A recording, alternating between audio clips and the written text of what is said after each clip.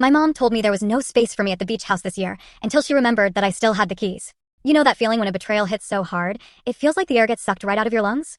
I lived for our annual summer trip to Cape Cod, the house my grandmother left to all of us. But 3 days before we were supposed to leave, my own mother sent me a text that felt like a punch to the gut, telling me there was no room for me. That's the day I realized I had to burn it all down to rebuild something real. For weeks, our family group chat had been buzzing with excitement about the Cape. Mom's messages were full of exclamation points. Can't wait to see everyone. Going to be such a special week. And I believed her. I'd already requested vacation time 2 months prior, even bought groceries for the meals I always cooked.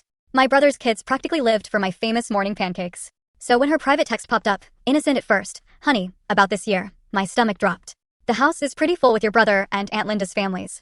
Maybe you could come for a day trip instead." I just stared at my phone. My mind raced. A day trip, after all the planning? I called her immediately. "What do you mean there's no room?" Her voice was laced with that faux sweetness she used when she was trying to get away with something. "Well, Aunt Linda is bringing her new boyfriend and his daughter.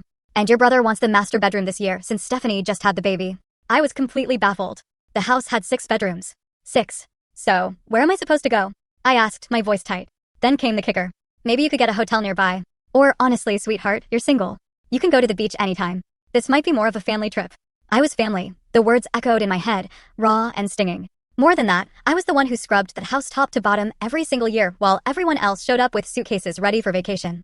I was the one splitting the property taxes, even though I made less than anyone else. I was the one who drove up in March to make sure the pipes hadn't frozen after a brutal winter. My entire life, I'd been the one to take care of that place, to make sure it was perfect for everyone else. And now, because I was single, I was suddenly an afterthought. An inconvenience. "I'll figure something out," I said, the words heavy with a promise I knew wasn't the one she expected, and hung up. The next morning, 2 days before their family trip was set to begin, I loaded my car at 5 a.m. and drove the 4 hours to the Cape. I arrived at 9:30, knowing they wouldn't get there until after lunch.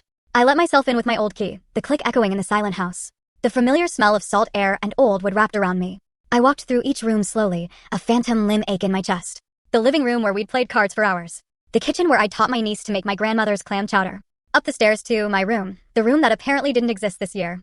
I picked up the framed photo of my grandmother from the nightstand, her kind eyes smiling back at me. Then, I walked into the master bedroom, the one my brother was now claiming, and I started packing. Not my clothes, not my meager belongings. Every single piece of furniture my grandmother had specifically left to me in her will. The antique vanity I'd had restored with my own money, piece by painstaking piece.